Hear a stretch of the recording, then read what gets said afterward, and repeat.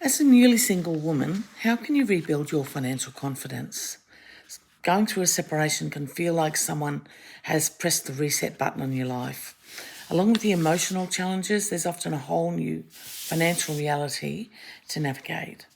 Maybe your finances were managed jointly, maybe your income situation has changed, or maybe you're simply feeling overwhelmed by all the decisions that now rest on your shoulders. If that's you, I want you to know something important. Financial confidence isn't something you're born with. It's something you can rebuild though. So one of the biggest misconceptions I hear from women after separation is, I should know more about money by now. Truth is, many people spend years focusing on their careers, families, relationships, and day-to-day life without ever having to make certain financial decisions alone.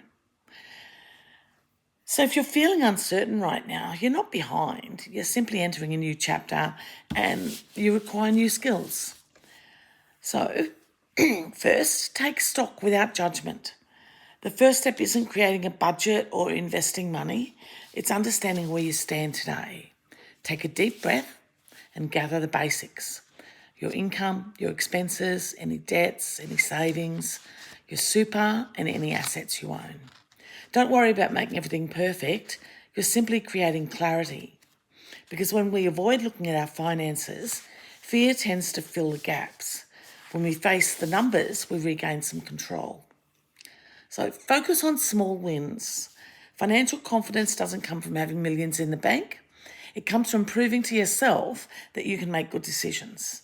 That might be setting up a savings account or paying off a credit card, building an emergency fund, creating a spending plan. Every small win sends a message to your brain, I've got this. And you do. Those small wins build momentum. So understand what your future options are, because one thing I see often is women assuming they've lost opportunities after separation. But that's simply not true. You may still be able to buy a home on your own or refinance some existing debt or invest for the future or build wealth independently. The key is understanding what's possible based on your individual situation, not what someone else tells you is possible. So here's something successful people understand. You don't need to know everything. You just need the right people behind you and around you. That could include a mortgage broker, a financial advisor, an accountant, family lawyer, or someone you trust that mentors you. Seeking advice isn't a sign of weakness. It's a sign that you're taking your future seriously. You need to give yourself permission to start again. And this might be the most important step of all. So many people feel pressure to bounce back immediately after separation.